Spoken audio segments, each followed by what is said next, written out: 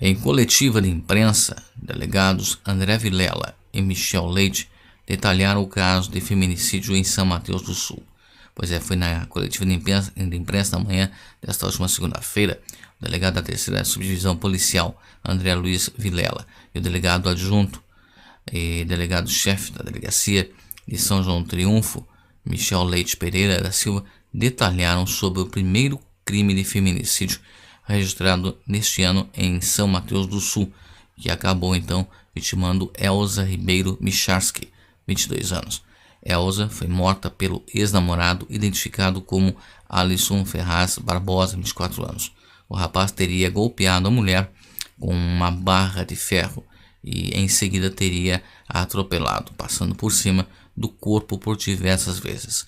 A vítima foi atingida na cabeça, sofrendo lesões na face e crânio. Além disso, foi atingida na região do abdômen. Horas depois, após cometer o crime, o rapaz fugiu do local, porém a PM conseguiu encontrá-lo por volta das 19 horas, próximo à região de Faxinal dos Ilhéus. A mulher já havia registrado diversos boletins de ocorrência com medidas protetivas, sendo com decisão judicial de afastamento do lar e de manter a distância mínima. O delegado André Luiz Vilela falou sobre como ocorreu o crime. Bom dia, caros amigos repórteres, bom dia, rádio ouvintes das respectivas rádios.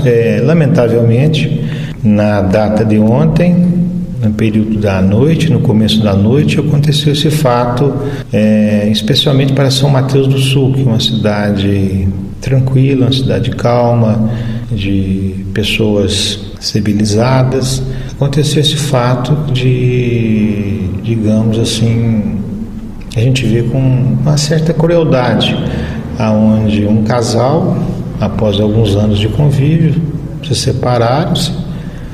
Isso até certo ponto é o casal que decide, né?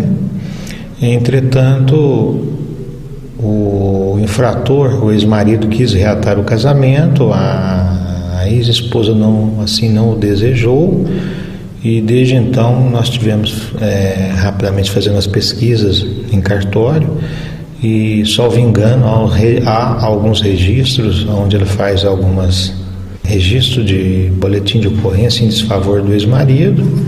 Salvo engano, ela estava ou teve alguma coisa assim, nós estamos a confirmar ainda a questão de medidas protetivas que ela teve ou estava nesse sentido, de afastamento do lar, de manter distância mínima, infrator. Contudo, ele estava com ciúmes e premeditadamente ele arrumou uma barra de ferro que pesa no mínimo de 2 a 3 quilos, aí, que é de um caminhão, soldou com outra peça e ficou uma coisa assim, algo assim perigoso, uma arma de fogo, né? Em outras palavras, que trazia ou trouxe no carro. E na noite de ontem, início da noite, ele estava acompanhando, monitorando ela, viu ela com outra pessoa, que ainda nós não sabemos se essa pessoa tinha ou não alguma relação com ela, se era amigo ou colega, o que foi. Viu ela conversando com essa pessoa, ele parou o carro, já estava acompanhando ela, né? E com a barra de ferro dentro do carro, parou o veículo aí na área urbana, no meio da via pública, desceu com a barra de ferro e desferiu inicialmente um golpe na cabeça, né? Um golpe só por si só já com essa barra de ferro, uma coisa assim muito violenta. E mesmo assim ele continuou, deu mais alguns outros golpes. Nós estamos verificando a quantidade exata pelas testemunhas, que teve algumas que viram, né? E na sequência ela naturalmente deve ter desacordado, ficado inconsciente, ela caiu.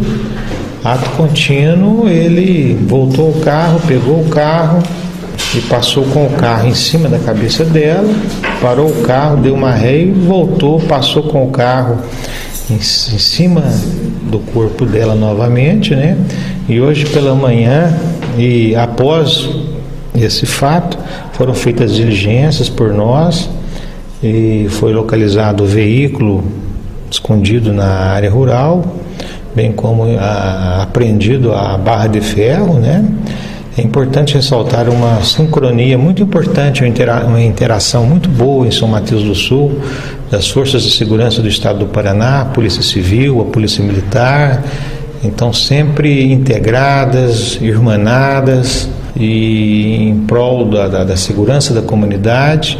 E hoje pela manhã um fato interessante que, ao ser efetuado o levantamento local do crime, salvo engano, nós tivemos informação de que foram encontradas, alguns dentes da vítima na via pública, ou seja, na rua, Então mostra assim a gravidade, a força da agressão, que culminou nesse fato lamentável, Mas o autor, o infrator, foi autuado em flagrante por feminicídio, que é um crime agravado quando se mata uma mulher, e nós estamos agora a diligenciar para instruir melhor o inquérito policial, e nós acreditamos que no prazo legal nós vamos ter condições de entregar o inquérito ao Ministério Público para que ele possa ter condições de oferecer a devida ação penal.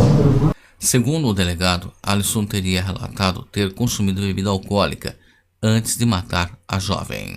Bom, inicialmente, durante o dia, ele fez uso de bebida alcoólica, cerveja, misturou com vodka, mas ele estava consciente do fato. No primeiro momento ele não sabia ao certo se a vítima e sua esposa teria ido a óbito ou não, Mas ao final, depois, ele tomou conhecimento e assim não esboçou uma reação assim de arrependimento, de contrariedade, de infelicidade pelo fato que aconteceu. A gente não sabe se ao certo o efeito tão grande da bebida alcoólica ou se é da natureza própria do indivíduo, O delegado adjunto da 3ª SDP, delegado-chefe da Delegacia de São João do Triunfo, Michel Leite Pereira, explicou o procedimento para localizar o veículo e a barra de ferro utilizada nas agressões. Assim que eu tomei conhecimento dos fatos, minha função aqui na subdivisão eu sou delegado adjunto encarregado dessa parte operacional de tudo que acontece aqui em São Mateus do Sul e São João do Triunfo. Assim que tomei ciência dos fatos, nós nos diligenciamos até o local onde o veículo estaria escondido, e era local de difícil acesso, na zona rural, e mesmo durante a madrugada conseguimos lograr êxito em localizar o veículo e localizar a barra de ferro utilizada para o crime. A Polícia Civil afirma que o autor premeditou o crime, já que a barra de ferro foi encontrada dentro do veículo Celta. A cadeia geralmente ela não aceita, geralmente é um momento pratica um premeditado, que já havia mulheres no caso. Então ele já tinha uma separada de situação de indivíduos, todas foram que tem alta natureza, geralmente foi dada a devida atenção, encaminhada ao Poder Judiciário, você também analisou essas reservadas até para preservar a integridade dele claro que teria sido algo premeditado. Por qual razão a gente acredita? Pelo fato dessa barra de ferro estar no local do veículo do suposto autor dos fatos.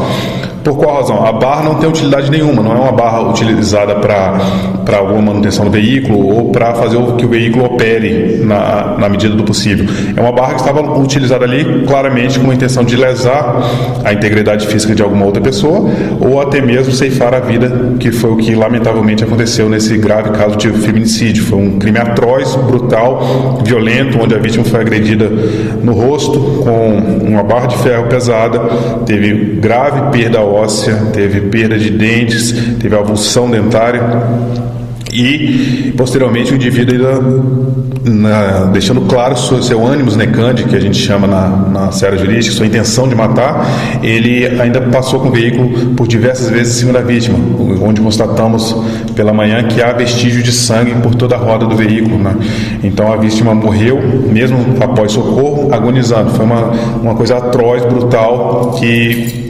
infelizmente acabou acontecendo e deixa a gente até surpreso, Então é um caso grave, foi apurado, está sendo apurado, tendo a devida atenção, de forma célere, mas infelizmente deixa essa sensação de tristeza, Porque foi uma vida perdida recentemente por uma situação banal, de ciúmes, uma situação relacionada atrelada ao machismo, essa mentalidade machista e violenta que não condiz, não é aceita pelo ordenamento jurídico atual.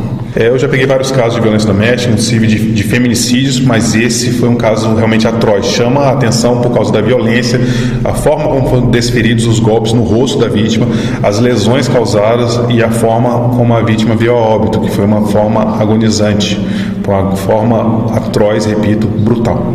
A cadeia geralmente ela não aceita homens que praticam crimes contra mulheres, no caso. Então ele foi colocado numa ala separada onde estão os indivíduos que têm crimes dessa natureza, geralmente crimes contra a dignidade sexual, né, que seria estupro, essas coisas. Ele foi colocado em uma ala reservada até para preservar a integridade dele ali no interior da unidade prisional. Michel Leite Pereira da Silva ainda explicou sobre a pena do crime de feminicídio. O feminicídio é um dos crimes que tem as penas mais altas, né? Salvo o latrocínio, é um dos crimes que realmente tem uma pena muito alta, que ela pode ir de um patamar até o máximo que permite a clausura, né? Que a pessoa pode ficar presa hoje no máximo em regime fechado por 30 anos.